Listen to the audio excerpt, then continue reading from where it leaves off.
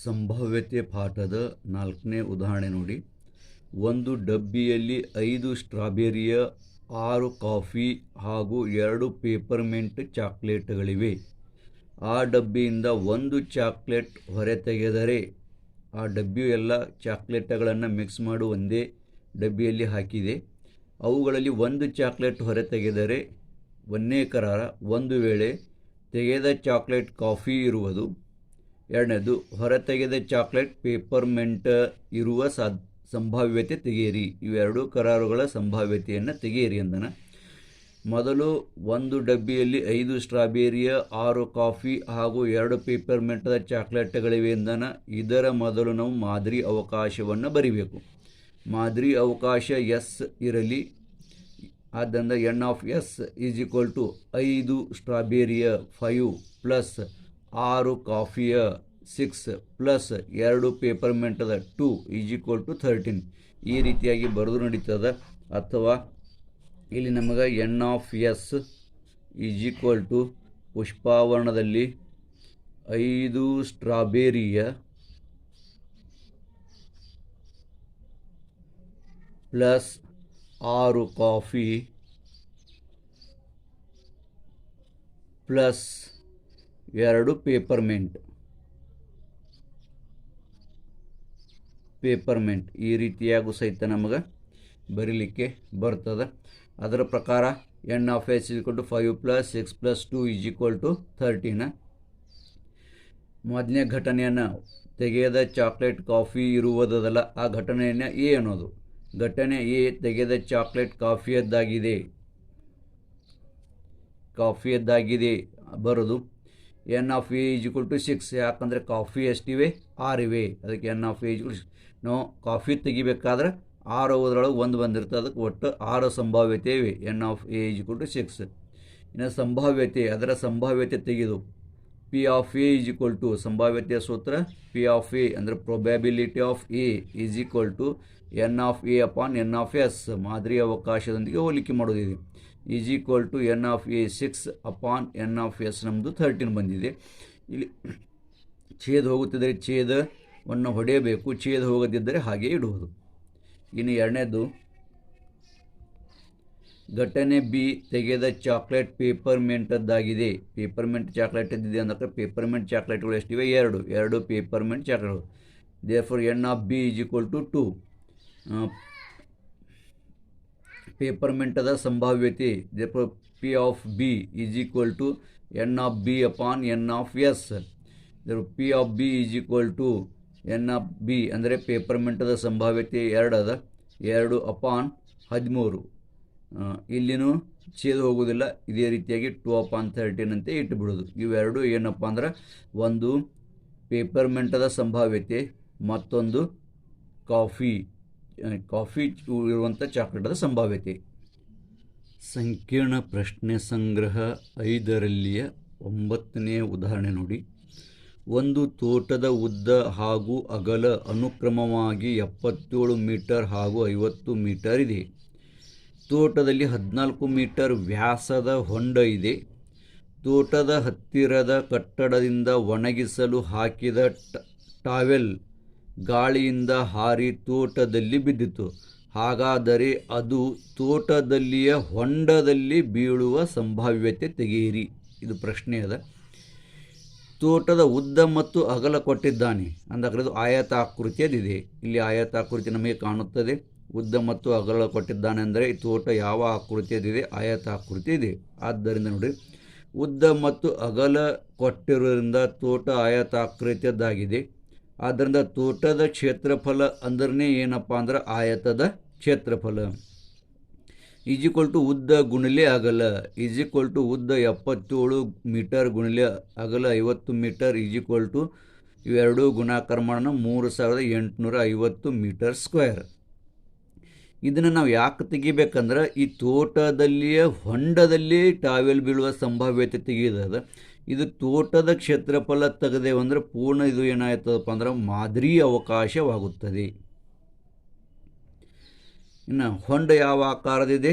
ಹೊಂಡ ವರ್ತುಳಾಕಾರದ್ದಾಗಿದ್ದು ಅದರ ವ್ಯಾಸ 14 ಮೀಟರ್ ಇದೆ. ಅದರ ವ್ಯಾಸವನ್ನು ಕೊಟ್ಟಿದ್ದಾನೆ.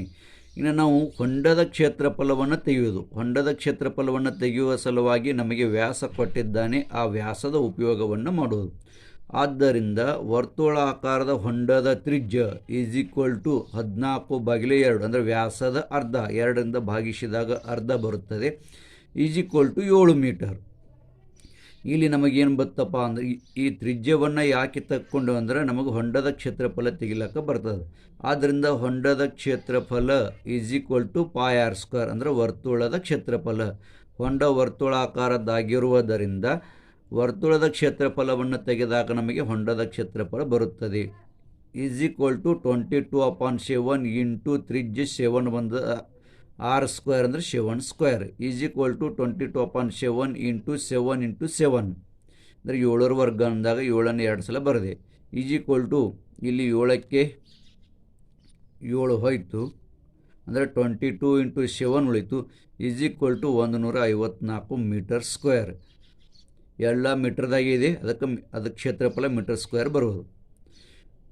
ಇನ್ನು ತೋಟದ ಕ್ಷೇತ್ರಫಲವೇ ಮಾದರಿಯ ಅವಕಾಶ ಎಸ್ ಇರುವುದು. ತೋಟದ ಕ್ಷೇತ್ರಫಲವನ್ನು ಆಯತಾಕೃತಿಯ ತೋಟದ ಕ್ಷೇತ್ರಫಲವನ್ನು ಯಾವ ಕಾರಣ ಅಂತದೆ ಅಂದರೆ ಇದರ ಒಳಗಡೆನೇ ಅದು ಬೀಳುವ ಸಾಧ್ಯತೆ ಇರುವುದರಿಂದ ತೋಟದ ಕ್ಷೇತ್ರಫಲ ಇದೇನಾಯಿತು, ಮಾದರಿ ಅವಕಾಶವಾಯಿತು. Therefore n of S is equal to 3850. ಮಾದರಿ ಅವಕಾಶ ಏನು ಬರ್ತದಪ್ಪ ಅಂದ್ರೆ ತೋಟದ ಕ್ಷೇತ್ರಫಲ ಬರ್ತದೆ. ಇನ್ನು ಘಟನೆ ಇದು ಟಾವೆಲ್ ಹೊಂಡದಲ್ಲಿ ಬೀಳುವ ಸಾಧ್ಯತೆ ಇದೆ. ಏನಪ್ಪ ಅಂದ್ರೆ ಟಾವೆಲ್ ಹೊಂಡದಲ್ಲಿ ಬೀಳುವ ಸಾಧ್ಯತೆ ತೆಗೆಯಿರಿ ಅದರ ಸಂಭಾವ್ಯತೆ ತೆಗೆಯಂದನ. ಆದ್ದರಿಂದ ಹೊಂಡದ ಕ್ಷೇತ್ರಫಲವೇ ಘಟನೆ ಇದೆ ಅಂದರೆ ಹೊಂಡದ ಒಳಗಡೆ ಅದೇನು ಬೀಳ್ತದೆ ಅದೇ ಅದರ ಸಾಧ್ಯತೆ ಟಾವೆಲ್ ಅದು. ಆದ್ದರಿಂದ ಹೊಂಡದ ಕ್ಷೇತ್ರಫಲವನ್ನು ನಾವು ತೆಗಿಲಿಕ್ಕೆ ಬೇಕು.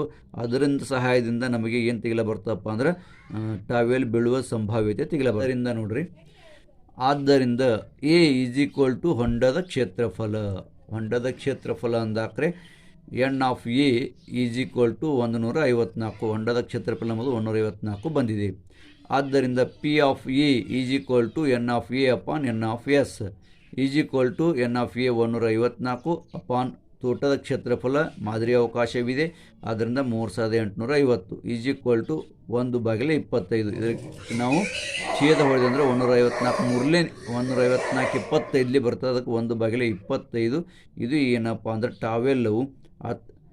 ಅದರಿಂದ ಟಾವೆಲ್ ತೋಟದಲ್ಲಿ ಬೀಳುವ ಸಂಭಾವ್ಯತೆ ಈಸ್ ಈಕ್ವಲ್ ಟು 1/25. ಅದರಲ್ಲಿಯೇ 15ನೆಯ ಲೆಕ್ಕವನ್ನು ನೋಡಿ.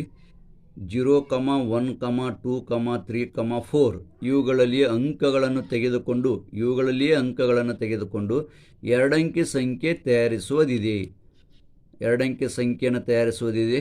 ಅಂಕಗಳನ್ನು ಪುನಃ ಉಪಯೋಗಿಸಿದರೆ ನಡೆಯುವುದು. ಇದು ಬಹಳ ಇಲ್ಲಿ ಮಹತ್ವವಿದೆ. ಪುನಃ ಉಪಯೋಗಿಸಿದರೆ ನಡೆಯುವುದು ನಡೆಯುವುದು. ಉಳಿದ ಕೆಲವೊಂದು ಉದಾಹರಣೆಗಳಲ್ಲಿ ಪುನಃ ಉಪಯೋಗಿಸುವುದಿಲ್ಲ ಅಂತಿದೆ. ಇಲ್ಲಿ ಪುನಃ ಉಪಯೋಗಿಸಿದರೆ ನಡೆಯುವುದು. ಹಾಗಾದರೆ ಕೆಳಗಿನ ಘಟನೆಗಳ ಸಂಭಾವ್ಯತೆ ತೆಗೆಯಿರಿ ಎಂದನು. ಒಂದನೇದು ನೋಡ್ರಿ, ಆ ಸಂಖ್ಯೆ ಮೂಲ ಸಂಖ್ಯೆಯಾಗಿರುವುದು.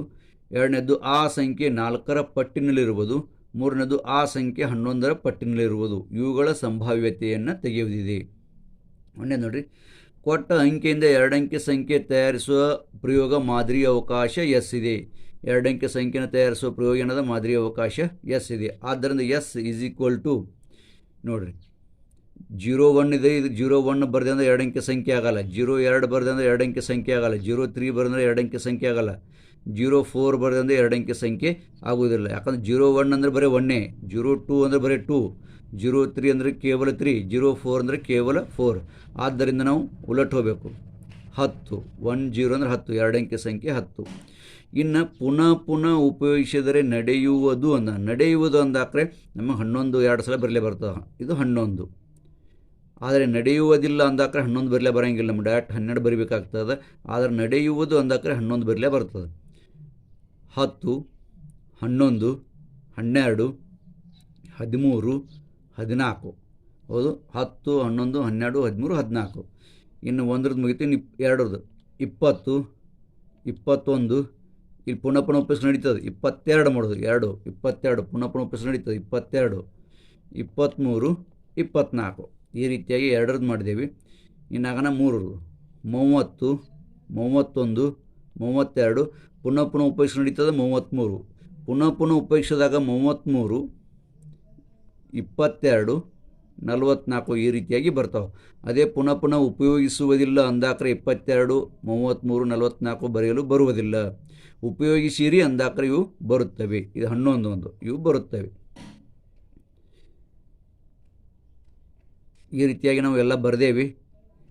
ಇಲ್ಲಿ ನಾವು ಬರೆಯುವೊಳಗೆ ಏನು ಮಹತ್ವ ಇಡಬೇಕು, ಎಲ್ಲಕ್ಕಿಂತ ಚಿಕ್ಕ ಸಂಖ್ಯೆ ಯಾವುದಾಗ್ತದೆ ಮತ್ತು ಎಲ್ಲಕ್ಕಿಂತ ದೊಡ್ಡ ಸಂಖ್ಯೆ ಯಾವುದಾಗ್ತದೆ ಅದರ ಮೇಗಿಂದು ಉಳಿದ ಸಂಖ್ಯೆಗಳನ್ನು ತೆಗೆಯಲು ಬರುವುದು. ಎಲ್ಲಕ್ಕಿಂತ ಚಿಕ್ಕ ಸಂಖ್ಯೆ ನೋಡ್ರಿ 10 ಆಗ್ತದೆ, ಎಲ್ಲಕ್ಕಿಂತ ದೊಡ್ಡ ಸಂಖ್ಯೆ ಏನಾಗ್ತದೆ 44 ಆಗ್ತದೆ. ಪುನಃ ಪುನಃ ಉಪಯೋಗಿಸೋದಕ್ಕೆ 44 ಆಗ್ತದೆ. ಇವುಗಳ ಒಳಗಿನ ಮಧ್ಯದ ಭಾಗ ಇಲ್ಲಿ ತೆಗೆದು ಬರೆಯುವುದು. ಆದ್ದರಿಂದ n(s) = 20. ಇಲ್ಲಿ ಒಂದೇ ನೆನಪಿನಲ್ಲಿಡುವುದು, ಪುನಃ ಪುನಃ ಉಪಯೋಗಿಸಿದರೆ ನಡೆಯುವುದು ಅಂದಾಗ ಇಲ್ಲಿ 1 2 ಸಲ ಅಲ್ಲೇ ಒಂದೇ ಸ್ಥಳದಲ್ಲಿ ಉಪಯೋಗಿಸಲು ಬರ್ತದೆ 11. ಇಲ್ಲಿ 2 2 ಒಂದೇ ಸಲ ಉಪಯೋಗಿಸಲು ಬರ್ತದೆ 22, 33, 44 ಈ ರೀತಿಯಾಗಿ. ಇಲ್ಲದಿದ್ದರೆ ಪುನಃ ಪುನಃ ಉಪಯೋಗಿಸಿ ನಡೆಯುವುದಿಲ್ಲ ಅಂದಾಕ್ರೆ ಇವು 4 ಬರುವುದಿಲ್ಲ. 11, 22, 33, 44 4 ಬರುವುದಿಲ್ಲ. ನಡೆಯುವುದು ಅಂದಾಕ್ರೆ ಬರ್ತದೆ. ಇನ್ನು ಘಟನೆ ಮೂಲ ಸಂಖ್ಯೆಯಾಗಿರೋದು, ಘಟನೆ ಇದು ಮೂಲ ಸಂಖ್ಯೆಯಾಗಿದೆ ತಿಳಿಯೋಣ. ಘಟನೆ ಇದು ಮೂಲ ಸಂಖ್ಯೆ ದೊರೆದಾಗಿದೆ ಅಂತ ತಿಳಿಯೋಣ. = ಮೂಲ ಸಂಖ್ಯೆಗಳು ಇದರಾಗ ಹುಡುಕಿ ತೆಗೆದು ಮಾದರಿ ಅವಕಾಶದ ಮೇಲೆ ಬರೆಯುವುದಿರ್ತದೆ. ಮಾದರಿ ಅವಕಾಶ ಸರಿಯಾಗಿ ತೆಗೆದರೆ ನಮಗೆ ಸಂಭಾವ್ಯತೆ ತೆಗೆಯಲು ಬರುವುದು. 10 ಮೂಲ ಸಂಖ್ಯೆ ಇಲ್ಲ. ಮೂಲ ಸಂಖ್ಯೆ ಅಂದರೆ ಯಾವ ಸಂಖ್ಯೆ ಎಂದು ಅದಕ್ಕೆ ಭಾಗ ಹೋಗಬಾರದು, ಅವಿಭಾಜ್ಯ ಸಂಖ್ಯೆ. 10, 12, 14, 20 ಹೌದು, 21 3 21 ಬರ್ತದೆ. ಇದು 22, 24, 30 ಇವೆಲ್ಲ ಮೂಲ ಸಂಖ್ಯೆ ಅಲ್ಲ. ಕೇವಲ ಮೂಲ ಸಂಖ್ಯೆಗಳು ಯಾವ ಬರ್ತವೆ ಅಂದರೆ 11, 13, 23, 31, 41, 43 ಇವು ಎಲ್ಲವುಗಳು ಯಾವ ಸಂಖ್ಯೆಯಿಂದನೂ ಭಾಗ ಹೋಗುವುದಿಲ್ಲ. ಅಂದರೆ ಅವಿಭಾಜ್ಯ ಸಂಖ್ಯೆ ಅದಾವು, ಯಾವ ಮಗ್ಗಿಯಲ್ಲಿಯೂ ಬರುವುದಿಲ್ಲ.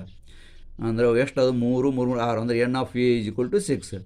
ಆದ್ದರಿಂದ p(a) = n(a)(n)(s) ಅಂದರೆ ಸಂಭಾವ್ಯತೆ, ಘಟನೆಯಾದ ಸಂಭಾವ್ಯತೆ = 6/20 = 2 3 6, 2 10 20, 3/10. ಘಟನೆ ಬಿ 4ರ ಪಟ್ಟಿನಲ್ಲಿರುವ ಸಂಖ್ಯೆ ಇದೆ ಎಂದು ತಿಳಿಯೋಣ. 4ರ ಪಟ್ಟಿನಲ್ಲಿ ಅಂದಾಗ ಇದು ಸಹಿತ ನಾವು ಮಾದರಿ ಅವಕಾಶದಲ್ಲಿ ಹುಡುಕಿ ಬರೆಯುವುದು. ಮಾದರಿ ಅವಕಾಶದಲ್ಲಿ 4ರ ಪಟ್ಟಿನಲ್ಲೂ ಎಲ್ಲಕ್ಕಿಂತ ಚಿಕ್ಕ ಸಂಖ್ಯೆ 12 ಅದ, ಎಲ್ಲಕ್ಕಿಂತ ದೊಡ್ಡ ಸಂಖ್ಯೆ 44 ಅದ. ಅಂದರೆ 4ರ ಮಗ್ಗಿಲಿ ಬರಬೇಕು. ಅವೆಲ್ಲ ಮಾದರಿ ಅವಕಾಶ ಹುಡುಕ್ತದಕ್ರೆ 4 3 12, 20, 24, 32, 40, 44 ಇವೆಲ್ಲ ಆ ಮಾದರಿ ಅವಕಾಶದಲ್ಲಿ 4ರ ಪಟ್ಟಿನಲ್ಲಿ ದೊರೆಯುವಂಥ ಸಂಖ್ಯೆಗಳು. ಆದ್ದರಿಂದ n(b) = 6 ಇವೆಲ್ಲ 4ರ ಮಗ್ಗಿಲಿ ಬರ್ತಾವೆ. therefore p(b) = n(b)/n(s) = 6/20 = 2 3 6, 2 10 20 ಇದು ಸಹಿತ 3/10 ಬರ್ತದೆ. ಆದ್ದರಿಂದ 2 ಅಂಕೆ ಸಂಖ್ಯೆ 4ರ ಪಟ್ಟಿನಲ್ಲಿರುವ ಸಂಭಾವ್ಯತೆ 3/10 ಇರುತ್ತದೆ. ಬಿ ಘಟನೆ ಸಿ ಇದು 11ರ ಪಟ್ಟಿನಲ್ಲಿರುವ ಸಂಖ್ಯೆ ಇದೆ ಎಂದು ತಿಳಿಯೋಣ. ಸಿ = 11ರ ಪಟ್ಟಿನಲ್ಲಿ ಬರುವಂಥ ಮಾದರಿ ಅವಕಾಶದಲ್ಲಿ ಹುಡುಕಿ ತೆಗೆದು, ಮಾದರಿ ಅವಕಾಶದಂದು 11 11 22 11 33 44 ಇದೇ ಲಾಸ್ಟ್ ಅದ. ಇಲ್ಲಿ ತನಕ 11ರ ಪಟ್ಟಿನಲ್ಲಿ ಇದು ಮಾದರಿ ಅವಕಾಶದಲ್ಲಿ ದೊರೆಯುವಂತಹ ಸಂಖ್ಯೆಗಳು. n(c) = 4 4 ಇವೆ ಇಲ್ಲಿ. therefore p(c) probability of c = number of c/number of s. n(c) ಅಂದರೆ number of c/number of s = 4/20 = 4 4 4 5 20. ಆದ್ದರಿಂದ 11ರ ಪಟ್ಟಿನಲ್ಲಿರುವ ಸಂಖ್ಯೆಯ ಸಂಭಾವ್ಯತೆ 1/5 ಇದೆ.